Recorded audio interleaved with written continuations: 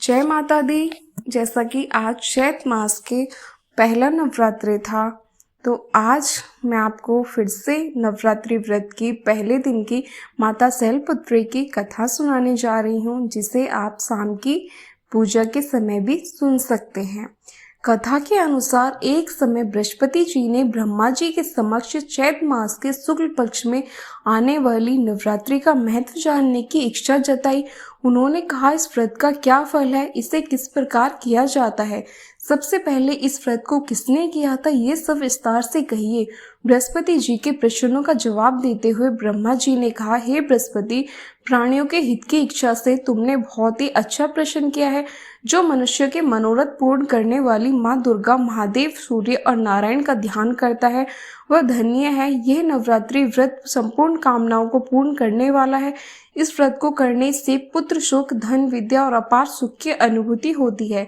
इस व्रत को करने से रोग दूर हो जाते हैं, घर में सुख समृद्धि की वृद्धि होती है, बांझ को पुत्र की प्राप्ति होती है, समस्त पापों से छुटकारा मिल जाता है।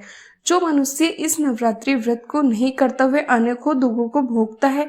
यदि व्रत करने वाला मनुष्य सारे दिन का उपवास ना कर सके तो एक समय भोजन करे और 10 दिन बंधुओं सहित नवरात्रि व्रत की कथा का श्रवण करे। हे बृहस्पति, जिसने पहले इस महाव्रत किया है वह कथा मैं तुम्हें सुनाता हूँ, तुम सावधान होकर सुनो। इस प्रकार ब्रह्मा जी का वचन सुनकर बृहस्पति जी बोले, हे ब्राह्मणों, मनुष्य के कल्याण करने वाले इस व्रत के इतिहास को मेरे लिए कहो, मैं सावधान होकर सुन रहा हूँ।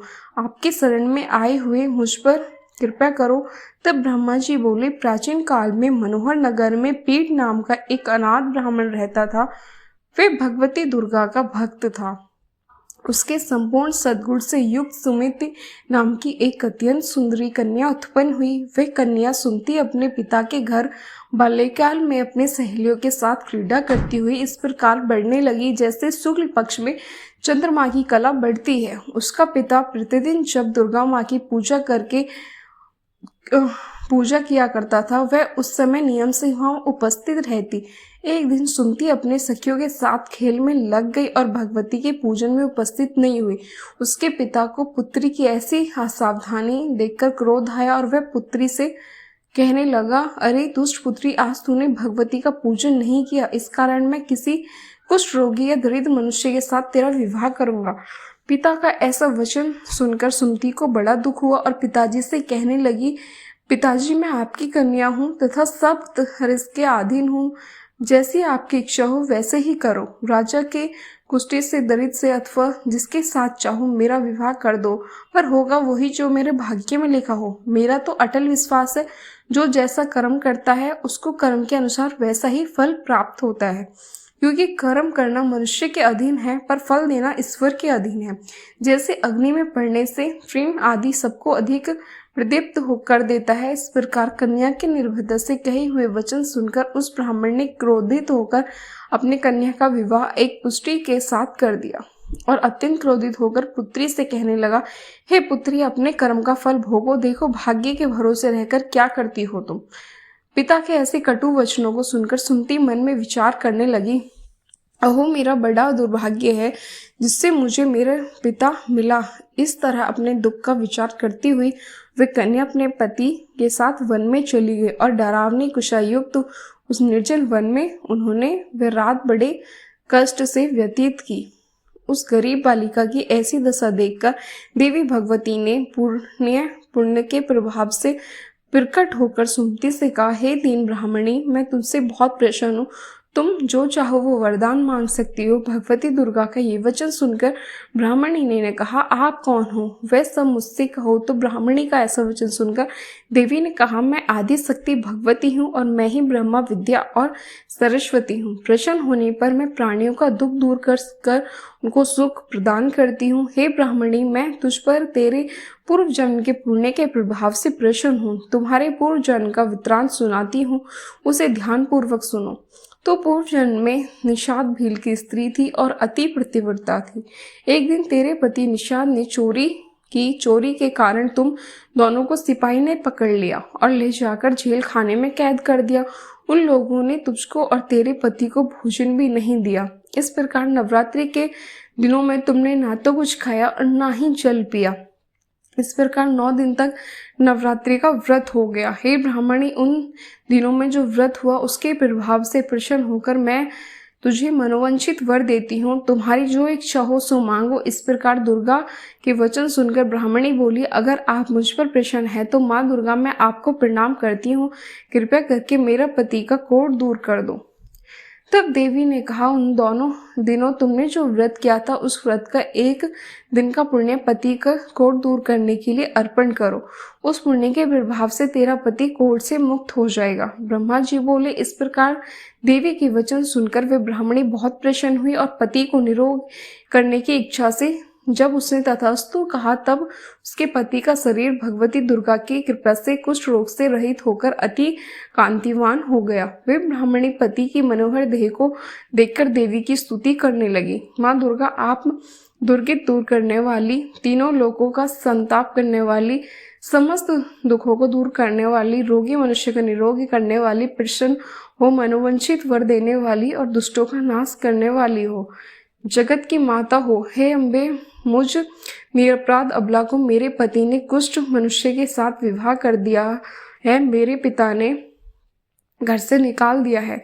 पिता से तिरक्ष निर्शन मन में विचार रही हो, अपने मन इस विपदा से उद्धार किया है। हे देवी, आपको प्रणाम करती हूँ, मेरी रक्षा करो। ब्रह्मा जी बोले, हे बृहस्पति, उस ब्राह्मणी की ऐसी स्तुति सुनकर देवी बहुत प्रसन्न हुई और ब्राह्मणी से कहा, हे ब्राह्मणी, तेरे उदाली नामक अति बुद्धिमान, धनवान, कीर्तिवान और जितेंद्रिय पुत्र शीघ्र उत्पन्न होगा। ऐसा वर प्रदान करके देवी ने ब्राह्मणी से फिर कहा, हे ब्राह्मणी, और जो कुछ तेरी इच्छा हो वो मांग लो। भगवती दुर्गा का ऐसा वचन सुनकर सुमति ने कहा, हे भगवती दुर्गा, अगर आप मुझ पर प्रसन्न हैं तो कृपया कर मुझे नवरात्रि व्रत की विधि और उसके फल का विस्तार से वर्णन करें। इस प्रकार ब्राह्मणी के वचन सुनकर देवी दुर्गा ने कहा, हे ब्राह्मणी, मैं तुम्हें संपूर्ण पापों को दूर करने वाली नवरात्रि व्रत की विधि बताती हूँ, जिसको सुनने से मोक्ष की प्राप्ति होती है। चैत्र मास के शुक्ल पक्ष की प्रतिपदा से लेकर 9 दिन तक विधि पूर्वक व्रत करें।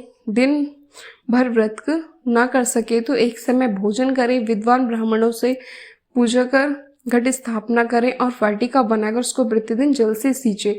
महाकाली, महालक्ष्मी और महासरस्वती देवी की मूर्ति स्थापित करके उनकी नित्य विधि सहित पूजा करें और पुष्पों से विधि पूर्वक अर्घ दें। बिजौरा के फल से अर्घ देने से के रूप की प्राप्ति होती है। जायफल से अर्घ देने से कीर्ति, दाग के अर्घ देने से कार्य की सिद्धि होती है। आंवले से अर्घ देने से सुख की प्राप्ति और केले से अर्घ देने से आभूषणों की प्राप्ति होती है।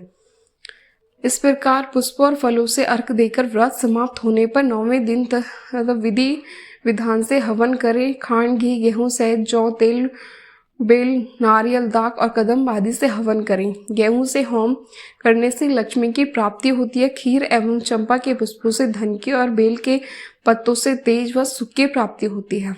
आंवले से कीर्ति और केले से पुत्र की, कमल से राज सम्मान की और दाकों से संपदा की प्राप्ति होती है। खांड, घी, नारियल सहित जौ, तिल तथा फलों से होम करने से मनोवांछित वस्तु की प्राप्ति होती है। व्रत करने वाले मनुष्य इस विधि विधान से होम कर आश्चर्य को अत्यंत निम्रता के साथ प्रणाम करें और यज्ञ की सिद्धि के लिए उसे दक्षिणा दें। इस प्रकार बताई हुई विधि के अनुसार जो व्यक्ति व्रत करता है उसके सब मनोरथ सिद्ध होते हैं। इसमें तनिक भी संदेह नहीं है। इन 9 दिनों में जो कुछ दान किया जाता है उसका करोड़ों गुना फल मिलता है। इस नवरात्रि व्रत को करने से अश्वमेध यज्ञ का फल मिलता है। हे ब्राह्मणी, इस संपूर्ण कामनाओं को पूर्ण करने वाली उत्तम व्रत को तीर्थ, मंदिर अथवा घर में विधि के अनुसार करे। ब्रह्मा जी कहते हैं, हे बृहस्पति, इस प्रकार ब्राह्मणी को व्रत की विधि और फल बताकर देवी अंतर्ध्यान हो गई। जो मनुष्य स्त्री इस व्रत को विधि पूर्वक करता है वह इस लोक में सुख प्राप्त कर अंत में दुर्लभ मोक्ष को प्राप्त होता है। बृहस्पति, यह इस दुर्लभ व्रत का महात्म्य है जो मैंने तुम्हें बताया। यह सुनकर बृहस्पति जी आनंद से प्रफुल्लित होकर ब्रह्मा जी से कहने लगे, हे ब्राह्मण, आपने मुझ पर अति कृपा की जो मुझे इस नवरात्रि व्रत का महात्म्य सुनाया। ब्रह्मा जी बोले, हे बृहस्पति, ये देवी भगवती शक्ति संपूर्ण लोगों का पालन करने वाली है। इस महादेवी के प्रभाव को कौन जान सकता है। प्रेम से बोलो देवी भगवती की जय। ओम नमः शिवाय।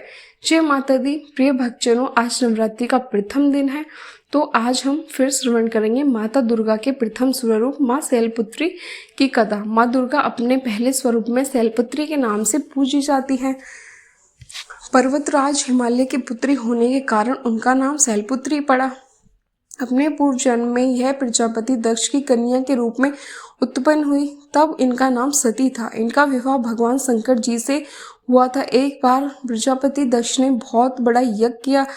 इसमें उन्होंने समस्त देवताओं और अपने यज्ञ भाग प्राप्त करने के लिए निमंत्रण दिया, किंतु शिव जी को उन्होंने इस यज्ञ में आमंत्रित नहीं किया। देवी सती ने जब सुना कि हमारे पिता एक अत्यंत विशाल यज्ञ का अनुष्ठान कर रहे हैं, तब वहां जाने के लिए उनका मन व्याकुल हो उठा। अपनी यह इच्छा उन्होंने भगवान शिव को बताई, तो भगवान शिव ने कहा, हे प्रिय पार्वती, प्रजापति दक्ष किसी कारणवश हमसे रुष्ट हैं। अपने यज्ञ में उन्होंने समस्त देवताओं को निमंत्रण दिया है, किंतु हमें जानबूझकर नहीं बुलाया है।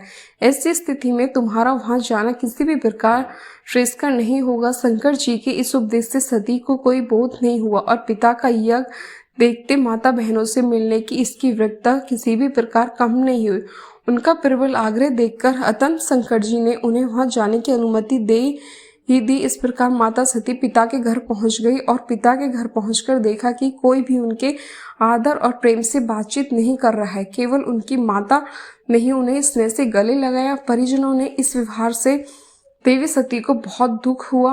उन्होंने ये देखा कि वहां भगवान शिव के प्रति तिरस्कार का भाव भरा हुआ है।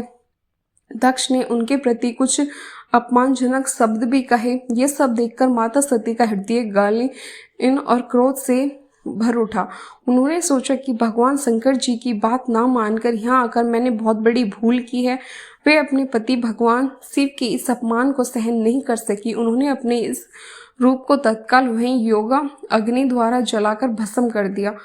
वृक्षपात के समान इस दारुण दुख घटना को सुनकर शिव जी क्रोधित हो गए और अपने गणों को भेजकर दक्ष के उस यज्ञ का पूर्णतः विध्वंस कर दिया। और देवी सती ने योगा अग्नि द्वारा अपने शरीर को भस्म करके अगले जन्म में शैलराज हिमालय की पुत्री के रूप में जन्म लिया और वह शैलपुत्री के नाम से विख्यात हुई। पार्वती और हेमवती भी उन्हीं के नाम हैं। प्रिय भक्तजनों, इस जन्म में भी शैलपुत्री देवी का विवाह भगवान शिव जी के साथ ही हुआ था। नवरात्रि के प्रथम दिन यानी प्रतिपदा को जो भी भक्त माँ शैलपुत्री के दर्शन करता है, उनकी कथा को सुनता है और कहता है, उनके सारे वैवाहिक जीवन के कष्ट भी दूर हो जाते हैं। क्योंकि माँ शैलपुत्री का वाहन वृषभ है, इसलिए उन्हें वृषरूढ़ा भी कहा जाता है। उनके बाएं हाथ में कमल और दाएं हाथ में त्रिशूल रहता है। प्रिय भक्तजनों, प्रेम से बोली माँ शैलपुत्री की जय, माँ भवानी की जय। ओम नमः शिवाय। प्रिय भक्तजनों, आइए अब सुनते हैं माता वैष्णो देवी की कथा। हंसली नामक गांव में माँ वैष्णो देवी के परम भक्त श्रीधर रहा करते थे। वो निसंतान होने से दुखी रहते थे। एक दिन उन्होंने नवरात्रि पूजन के लिए कुंवारी कन्याओं को बुलाया। माँ वैष्णो देवी कन्या वेश में उन्हीं के बीच आ बैठी और पूजन के बाद जब सभी कन्याएं चली गई, पर वैष्णो देवी वहीं रही और श्रीधर से बोली, सबको अपने घर का भंडारे का निमंत्रण दे आओ। तो श्रीधर ने उस दिव्य कन्या की बात मान ली और आसपास के गांव में भंडारे का संदेश पहुंचा दिया। वहां से लौटकर आते समय गुरु गोरखनाथ और उनके शिष्य बाबा भैरवनाथ जी के साथ उनके कुछ दूसरे शिष्य को भी भोजन का निमंत्रण दिया। भोजन का निमंत्रण पाकर सभी गांववासी अचंभित थे कि वह कौन सी कन्या है जो इतने सारे लोगों को भोजन करवाना चाहती है। इसके बाद भक्त श्रीधर के घर में अनेक गांववासी आकर भोजन के लिए जमा हो गए। तब कन्या रूपी माँ वैष्णो देवी ने एक विचित्र पात्रे से सभी को भोजन परोसना शुरू किया। भोजन परोसते हुए जब वह कन्या भैरवनाथ के पास गई, तब उसने कहा कि मैं तो खीर पूरी की जगह मांस खाऊंगा और मंदिरा पान करूंगा। तब कन्या रूपी माँ ने उसे समझाया कि ये ब्राह्मण के यहाँ का भोजन है, इसमें मांसाहार नहीं किया जाता। किंतु भैरवनाथ जानबूझकर अपनी बात पे अड़ा रहा। जब भैरवनाथ ने उस कन्या को पकड़ना चाहा, तब माँ ने उसके कपाट को जान लिया और माँ वायु रूप में बदलकर त्रिकुट पर्वत की ओर उड़ चली। भैरवनाथ भी उनके पीछे गया। माना जाता है कि माँ की रक्षा के लिए पवन पुत्र हनुमान जी भी थे। हनुमान जी को प्यास लगने पर माता ने उनसे आग्रह पर धनुष से पहाड़ पर बाण चलाकर एक जलधारा निकाली, उस जल में अपने केस धोए। आज ये पवित्र जलधारा बाणगंगा के नाम से जानी जाती है। इसके पवित्र जल को पीना या स्नान करने से श्रद्धालुओं की सारी थकावट और कष्ट तकलीफ दूर हो जाते हैं। इस दौरान माता ने एक गुफा में प्रवेश करके 9 माह तक तपस्या की। भैरवनाथ भी उनके पीछे वहां आ गए। तब एक साधु ने भैरवनाथ से कहा कि तू जिसे एक कन्या समझ रहा है वह आदि शक्ति जगदम्बा है, इसलिए उस महाशक्ति का पीछा छोड़ दे। भैरवनाथ ने साधु की बात नहीं मानी। तब माता गुफा की दूसरी ओर से मार्ग बनाकर बाहर निकल गई। यह गुफा आज भी अर्धकुंवारी या आदि कुंवारी या गर्भजन के नाम से भी प्रसिद्ध है। अर्धकुंवारी के पहले माता की चरण पादुका भी है। वह स्थान है जहां माता ने भागते भागते मुड़कर भैरवनाथ को देखा था। गुफा से बाहर निकलकर कन्या ने देवी का रूप धारण किया। माता ने भैरवनाथ को चेताया और वापस जाने को कहा, फिर भी वह नहीं माना तो माता गुफा के भीतर चली गई। तब माता की रक्षा के लिए हनुमान जी को गुफा के बाहर ही रखा गया। उन्होंने भैरवनाथ से युद्ध किया। भैरवनाथ ने फिर भी हार नहीं मानी। जब वीर हनुमान वीरान होने लगे तब माता वैष्णो देवी ने महाकाली का रूप लेकर भैरवनाथ का संहार कर दिया। भैरवनाथ का सिर काटकर भवन से 8 किलोमीटर दूर त्रिकुट पर्वत की भैरव घाटी में गिरा। उस स्थान को भैरवनाथ के मंदिर के नाम से जाना जाता है। जिस स्थान पर माँ वैष्णो देवी ने हट्टी भैरवनाथ का वध किया वह स्थान पवित्र गुफा अथवा भवन के नाम से प्रसिद्ध है।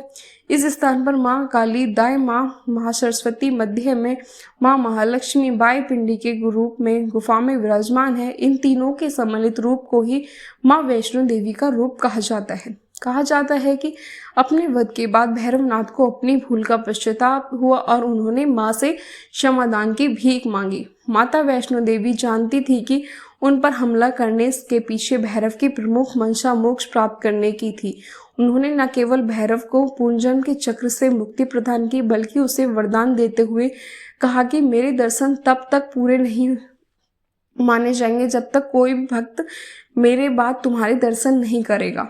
उसी मान्यता के अनुसार आज भी भक्त माता वैष्णो देवी के दर्शन करने के बाद करीब 1.25 किलोमीटर की खड़ी चढ़ाई करके भैरवनाथ के दर्शन करने जाते हैं।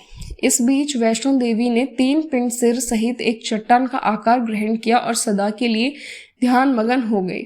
इस बीच पंडित श्रीधर अधीर हो गए। वे त्रिकुट पर्वत की ओर उसी रास्ते आगे बढ़े जो उन्होंने सपने में देखा था। अंततः वे गुफा के द्वार पर पहुंचे और उन्होंने कई विधियों से पिंडों की पूजा की। अपने दिनचर्या बना ली। देवी उनकी पूजा से प्रसन्न हुई और उन्हें सामने प्रकट हुई और उन्हें आशीर्वाद दिया। तब श्रीधर और उनके वंशज देवी माँ वैष्णो देवी की पूजा करते आ रहे हैं और माता वैष्णो देवी अपने भक्तों का कल्याण निरंतर करती आ रही हैं। हिंदू पौराणिक मान्यताओं में जगत में धर्म की हानि होने और अधर्म की शक्तियों को बढ़ने पर आदि शक्ति और सत्य रज तम तीनों रूप महासरस्वती, महालक्ष्मी और महादुर्गा ने अपने सामूहिक बल से धर्म की रक्षा के लिए कन्या की प्रकट की। यह कन्या त्रेता युग में भारत के दक्षिणी समुद्र तट रामेश्वर में पंडित रत्नाकर की पुत्री के रूप में अवतारित हुई।